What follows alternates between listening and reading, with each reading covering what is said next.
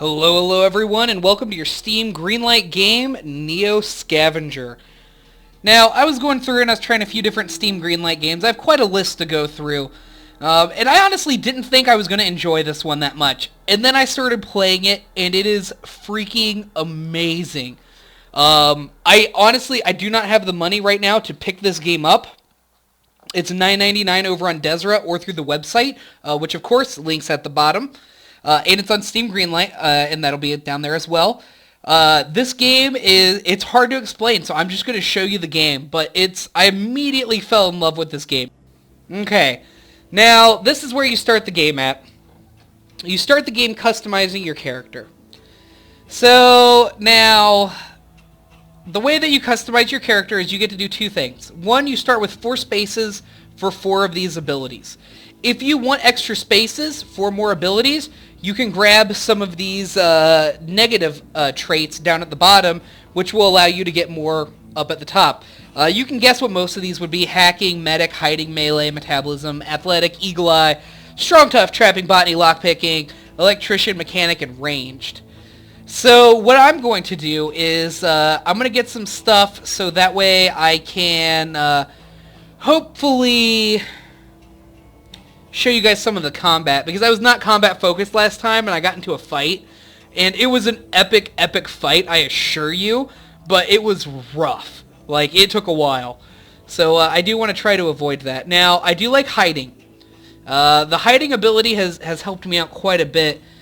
So is Eagle Eye. I really like Eagle Eye. You can detect a lot of hidden things, and I'll show you how these things actually, they play into the game more than you think they would. They're really cool. I do want to be strong, can carry more without being encumbered, melee attacks are more damaging, can create obstacle in combat. Okay, we'll be strong, just because I want to be a little bit tougher than I was previously. Higher pain threshold, immune system effectiveness, and resistant to wounds, ability to headbutt in combat.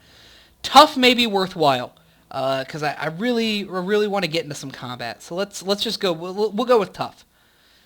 For the moment, we may change that. Let's see. Athletic, less fatigue per move, can run away from all opponents in battle, can run further on map before run moves deplete. Running away from opponents would be really good if I went with hiding, athletic, eagle eye, and then maybe botany or something like that. That'd probably be a pretty cool character. Hacking may not be bad. Electrician would probably be pretty good. Mechanic might be really good. Let's try electrician. Alright, so we have Eagle Eye, so we can see 1 hex further than normal. Light and line of sight permitting, and can detect hidden things easier. We're strong, we can carry more without being encumbered.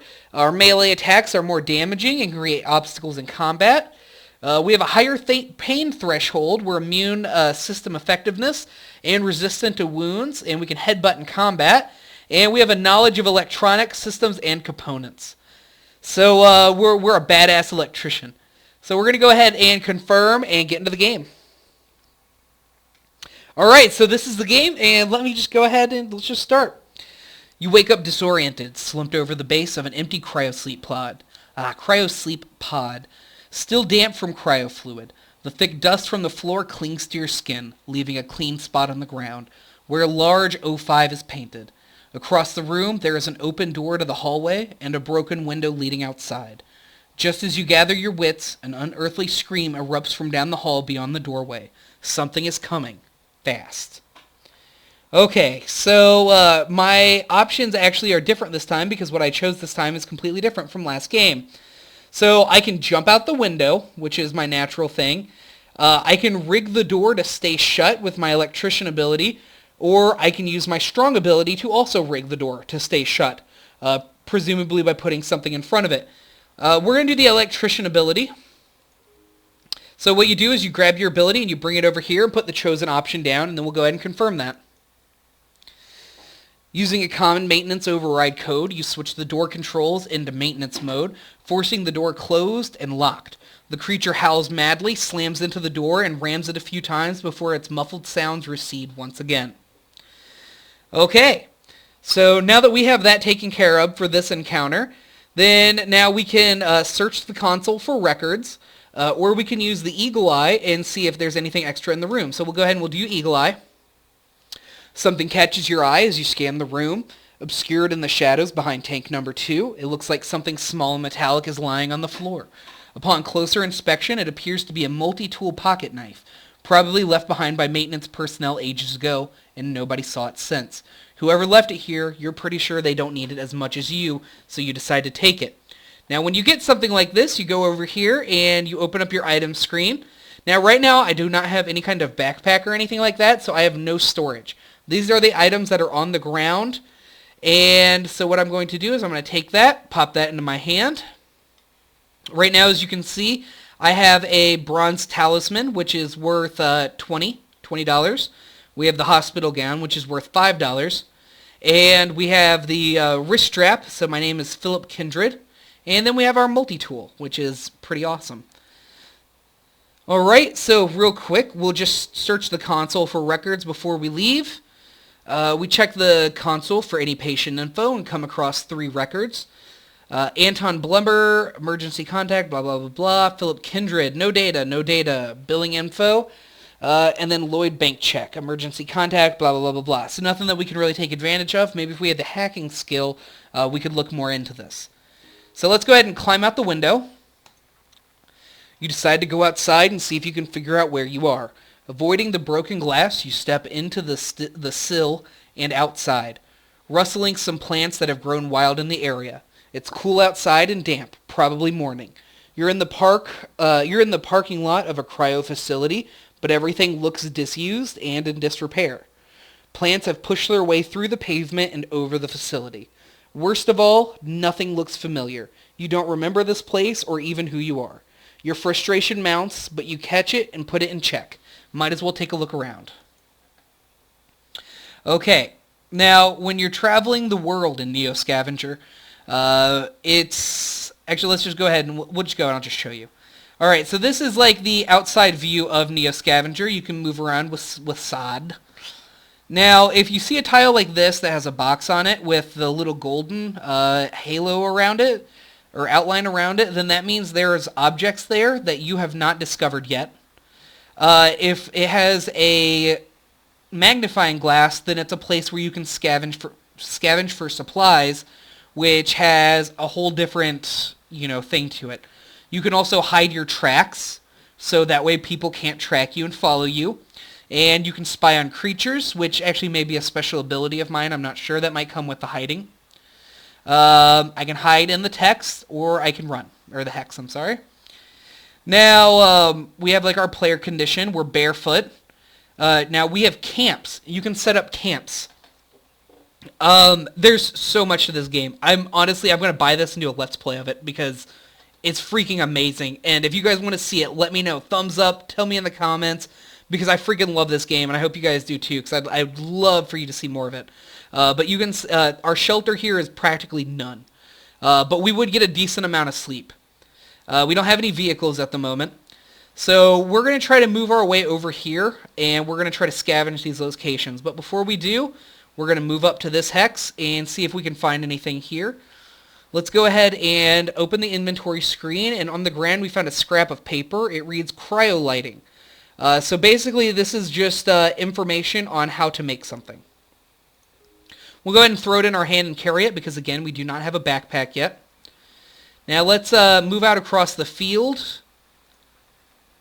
And I honestly don't know what these red footsteps mean. That might mean that there's actually something here in this square with me.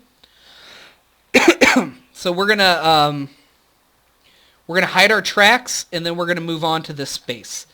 Now we are out of moves for the turn because we only have 4. We lose 1 move because we're barefoot.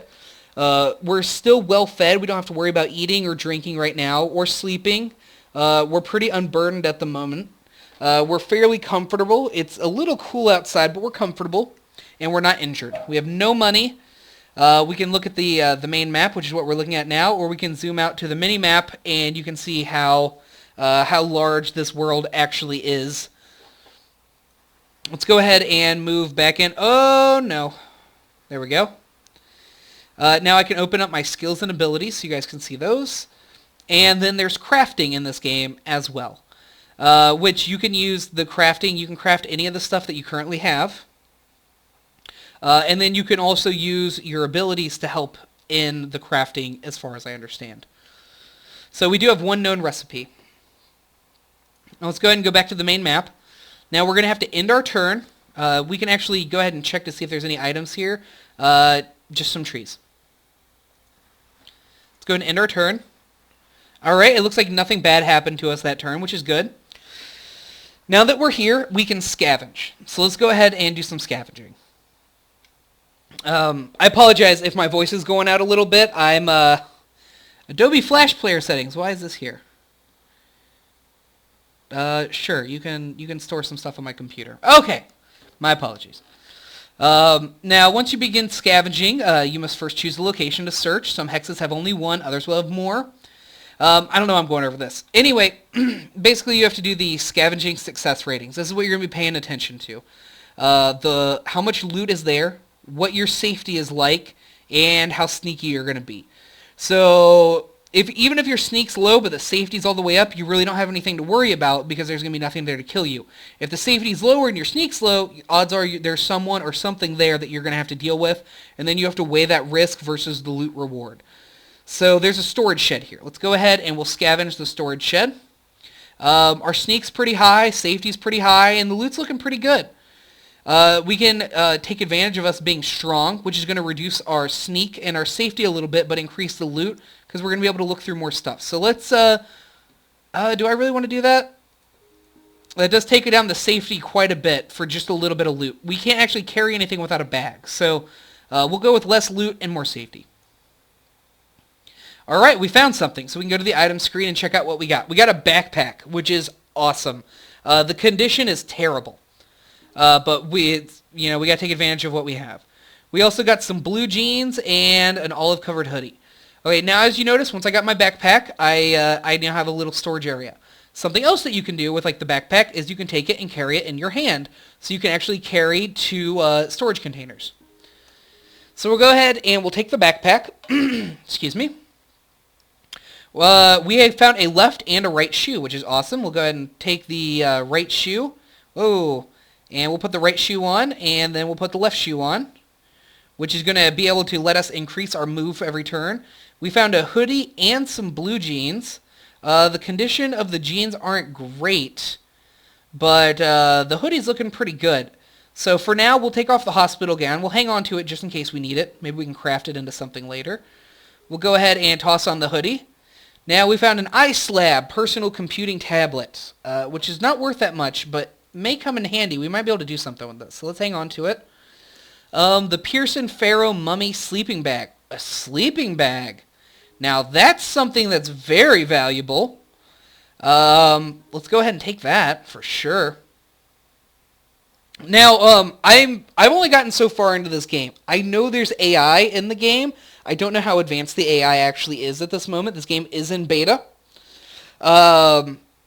But I don't know if the AI can go so far as to set up their own camps and their own gangs and actively go out on the map and do things on their own turns, which I'm going to look into, and I'll make sure to let you guys know, especially by the time I do my Let's Play of this. Either way, I already love it, but it's something good to know. We'll take the brown shirt, again, just in case we can do something with it. The metal saucepan, we'll take that too. We're probably going to take all this stuff. Assorted screws, washers, and all that good stuff. We'll take those for the time being. We'll move the pan down here. We will keep our scrap of paper with our information on it. Now we have a monkey wrench. Now I wonder what kind of damage we're looking at versus the knife. I'm not really sure. And a crowbar. Hello, Mr. Crowbar. It's in terrible condition. Terrible, terrible condition. I can't put it in my backpack. It's not going to fit. So if I want it, I'm going to have to just carry it. So we'll try it. We'll carry the crowbar and we'll see what happens. And then we can take trees. No, we can't. Okay. Now, let's see here. Can I open... I would love to see the stats on my weapon, but I'm not really sure. Okay. So... Now, our player condition, we're looking okay. Our crowbar is in terrible shape. Our knife is in great shape. Its value's gone down a little bit because we've been carrying it around. You know, it's raining and everything. We got a nice outfit going on. It's going to protect us from the outdoor temperatures. So we'll be really good on that one. Our skills and abilities are still nice. And then, yeah, I think we're pretty good from that. Now, we still have 3 moves on this turn because we got a move from getting our shoes, which is amazing. We got all the items here. Now, I kind of want to go to this marsh and look for items and then head to the city. So yeah, we'll do that. We'll go to the marsh. Let's look and see if there's anything here. There's a handful of berries. And they're not poisonous like they were in my last game. Okay, so we'll go ahead and take those with us. And yeah, we're good. Okay, and now we're going to move into the city square. As you approach the town, there is no sign of activity. Buildings stand in ruin. Vehicles are overturned and blackened with fire. Explosion marks radiate outward from walls and pavement. In the distance, strange-looking creatures circle in the sky, like monstrous, leathery vultures. The world has drastically changed from what you knew. Some sort of cataclysm has befallen the earth, returning mankind to the Dark Ages. And along with it, your hopes of finding a warm meal and some answers. You decide to look around and scavenge what you can from the ruins. Okay, so now we're here. We're out of move for our turn, which is a little unfortunate because these red tracks are here, and I don't know what that means. That's not good. Okay, so we're going to end our turn to make sure, hope nothing happens. Okay, so nothing actually happened. So we're actually going to hide our tracks real quick. We can spy on a creature. I don't know how that works. Let's try it. Okay, there's actually, oh, maybe you actually see the creature on the board. I did not know that. My bad. We're going to hang on to the crowbar for the moment. Now, what we're going to do is we hit our tracks, so hopefully no one's following us around in this area.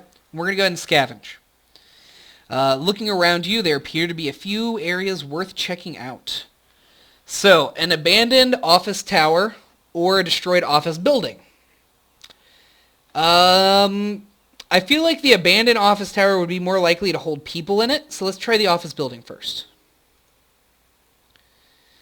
Okay, the office building is in ruins, and it's unlikely much survived its collapse. The creaking walls and ceilings are no boost for your to your confidence, either. Still, that may mean no one was brave enough, or perhaps desperate enough, to go in there. Now, we can take advantage of our crowbar. Let's see how that affects us. That increases our loot, but it really reduces our sneak and safety. How about strong? Really reduces our sneak and safety. So strong and the crowbar actually are similar. I would rather keep my sneak... Well, no, screw it. Let's try it. Let's try to use the crowbar and see how that goes. Can we do both? Wow, we can take our loot way up at the cost of sneak and safety. So, yeah, let's try it. Let's try it. I found something. And hey, I didn't get attacked by anything, which is amazing. Alright, we found some pieces of an old newspaper. You sunk my battleship. The U.S. Coast Guard unleashed cannon fire Thursday at an abandoned vessel found drifting 50 kilometers off the coast of South Carolina. The vessel had no markings other than the code D32 and was not found to have any crew nor cargo. The plans to sink the ship were briefly put on hold. Were briefly put on hold earlier Thursday when a fishing vessel, the 62-foot Eleganza, claimed salvage rights over the ghost ship. However, officials told Ox News that the Eleganza was unable to tow the abandoned ship and scuttling operations resumed. So we'll hang on to the paper. Maybe we can burn it or something for a fire. And we got another ice slab. So there might be something we can do with those ice slabs. Alright, we'll confirm and we'll move on. And now we have a couple moves left. Let's go ahead and try to scavenge this one last building. And we'll see what happens in the abandoned office tower. Alright, due to their nature, office towers weren't primary looting targets during the food riots. More obvious targets got the most attention. Later on, astute scavengers realized many offices had bottled water and often kitchens. What's more, the supply closets of 10 contained valuable survival tools. The supplies aren't expected to be great, but it's worth a shot. Alright, again, let's take advantage of the fact that we have the crowbar and are strong. Let's get some good stuff here. Snuck in an opening. While trying to access a blocked room, you get stuck crawling through an opening in the debris. You manage to wriggle free again, but you lost quite a bit of time in the ordeal. No useful items found this time. So unfortunately, we didn't get anything out of that. Let's go ahead and move up a space and survey the land a little bit. And that actually took 2 moves because it went uphill. Okay, and that's it. That's all I'm going to show you guys. I didn't get to show you the combat, which I'm a little disappointed about because the combat is some of the most in-depth, amazing combat I've ever seen in a game. It is amazing. You know what? I'm actually going to cut the video, and I'll come back when I have some combat. Okay, my sound messed up, but that's okay. Just to show you guys a little bit of what the crafting system is like, I'm at a river right now. So if I take the river and I put it over here, I get water. And I'm hoping that if I put the metal saucepan over here, I will actually get water inside of the saucepan. We'll see. Let's confirm and see what happens. Okay, so I got water. And I can't put the water in the saucepan, apparently. I was hoping I could carry my water like that, which would have been really, really awesome. Well, suck. Let's just take the water with me. We'll take as much as we can. I don't know how much we can actually carry. Let's go ahead and go to the items. Let's go ahead and... Okay, I can't take the water with me. Can I drink the water? Okay, I can drink the water, which is really, really nice. I can't put it in the saucepan, unfortunately. Well, that's disappointing. I guess I need something like a bottle. But anyway, that's how you get water. You craft it. Which is really interesting. I'm really excited to learn more about this crafting system. Let's drink some extra water. Okay, and I'll be back with combat. Okay, I'm back. Now, I went into an abandoned office building. I busted my knuckles while forcing open a promising-looking container. My hand slipped, leaving me with a sore hand. It's nothing serious, but it hampered my scavenging efforts for now. No useful items found this time. And I attracted a creature. So let's go ahead and see what this is like. We attracted a bandit who has a gun. Not cool. So all we have is a crowbar or punch and a multi-tool blade. So let's try the multi-tool blade. Let's get up in his face and let's give him some stabs. Let's actually, you know what, screw it. Let's try the crowbar. Okay, so his guy is tough and he's barefoot. His weapon is punch, actually. He's visible, yes, and cover none. Now, I can do a desperate retreat where I move 1 to 2 spaces away. The further away I move, I can eventually run. I can retreat with a chance to leave the battlefield. The farther away I am, I'm guessing the more likely it is for me to retreat. I can fall back, move 1 space further away. A chance of tripping on terrain or being detected if hidden. Are we in sight of each other? Yes, we see each other. Okay. I can take cover behind whatever is the best thing possible as long as I'm 1 space away, which I am, 1 range. The best cover is medium. The weather is cool and clear. It's day and the terrain is uneven. Okay, I can threaten him with my weapon to try to get him to back off, or I can advance towards him and attempt to attack him. While I very much want to threaten, so you guys can see what that's like, let's try to advance to him. See what happens. Okay. So the bandit tried to retreat from me but couldn't get away. So now I can tackle him. I can parry his next move. I can threaten again. I can headbutt the target, which I've never seen before. Chance to injure target, knock them down, and force them to lose next turn. Must be in melee range. Target must not be fallen. Must see target. High chance of being detected hidden. Must be tough. Okay. So I could headbutt him. I could go with a melee surge where I attack 1 to 3 times with a chance to stun them for a turn, but I automatically lose my next turn no matter how it goes. Or I can do just a basic melee attack. I've never done headbutt, so let's try the headbutt. Alright, so the bandit is exposed to easy attack for a moment. I headbutt the bandit. The bandit's left arm was smacked. The bandit needs a moment to recover before acting again. He's fallen to the ground and must regain his footing to continue. He did retreat from me, though. So, I don't want him to retreat, so I can charge, or I can just advance. So let's go ahead and let's just advance to him, so he can't get away. And, let's see, he retreats again from me. This is not the problem I came across last time. Last time I tried to get away, and someone, went crazy after me. Let's tackle him. Bandit is taking cover and is harder to hit with ranged weapons. Player tries to tackle Bandit but misses. Players fall into the ground and must regain footing to continue. And I'm open to an easy attack. Let's get up from being prone. We both got up. Now let's go ahead and attempt to do a melee surge.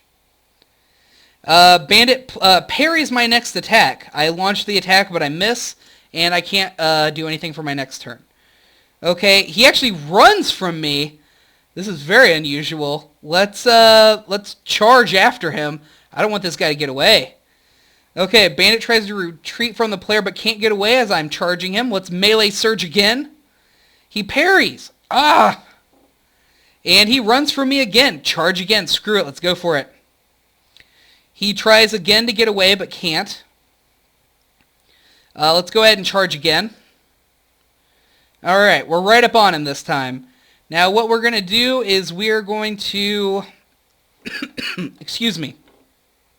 We could create an obstacle. Knock some debris, a log, or other item towards target. Chance to make them lose one turn. Chance to damage target. Screw it. Let's try that. So we're going to use something in the environment to try to get him. Player knocks some debris towards the bandit. Alright, and now let's go ahead and charge after him again. God, he is just hauling butt. Retreats, can't get away. Let's go ahead and let's tackle the target. Screw it, let's get him. I missed. I must regain my footing to continue. Oh, the bandit launches a flurry of attacks and hits. He needs a moment to recover, and so do I. He hit me with, he bruised my right leg, right arm, and upper chest. I'm going to pull him down with me. I have a chance to injure the target and knock them down, but I must be in melee range. Yep. He tries to fall back, but I pull him to the ground. He must regain, and he bruised his arm. Cool. Okay, let's get up. Okay, he took cover. So let's go ahead and let's advance. The bandit gets up, and I advance towards the bandit. Okay, I'm in range again. Now let's try to throw a headbutt out. Yeah, there we go. He dodged out of the way, but I throw a headbutt, and I hit. The bandit's lower chest was smacked. He needs a moment to recover before acting again. He's fallen to the ground and must regain footing to continue, and the bandit is exposed to an easy attack for the moment. Melee surge, baby. Let's do this. Player launches a flurry of attacks at bandits and hits. Player needs a moment to recover before acting again. I hit his upper chest, and his lower chest with the crowbar, and now he's coughing up blood. Oh yeah, it's not looking good for him. He's on the ground. Let's kick him. This is something I was doing before. You can kick people while they're on the ground. Or I could melee surge and hit him again. Let's kick. Player kicks bandit while they're down. Their upper stomach was smacked. The bandit has fallen to the ground and must regain footing to continue, and is exposed to an easy attack for the moment. I'm getting tired. This fight is wearing me out. Let's go ahead and melee surge again. I hit him. I bruised his upper stomach, his right leg, and his left arm. He's in severe pain and having trouble concentrating. Oh yeah, it's going good. Alright, screw it. Let's melee surge again. Yeah, there we go. I launched a flurry at him. His upper chest, his lower chest, and his lower stomach. I knocked him unconscious. He's fallen to the ground and must regain footing to continue. And he's passed out from the unbearable pain and is now bleeding. Let's confirm. Now, we can take cover. We can charge. Okay, I do want to move towards him. Alright, so now he's on the ground. Now, is there a way to scavenge him while he's just unconscious, or do I really need to kill him? He's got shock, unconscious, he's fallen, he's vulnerable, and he's coughing up blood. So you know what we're going to do? We're going to finish this bad boy off. We're going to stab him with the multi-tool. I scratched his lower chest, he's not even moving! Alright, we're going to do a melee surge. I hit him pretty good. I know there's a way to scavenge his body without actually killing him. Let's see if we can figure this out. I don't know how to do it, though. It may not be in the demo yet, to be honest with you. I mean, that's something that he actually added in recently when I was reading the updates on the game. So let's just try to kill this dude. Oh, he's died due to acute bleeding in the lungs. Okay. Oh, shit. There's another bandit here. Okay, we can rest and heal. We can run, hide track, scavenge. Alright, let's open and close the item screen. Oh, yeah, this is all the stuff that the bandit had. Oh, yeah.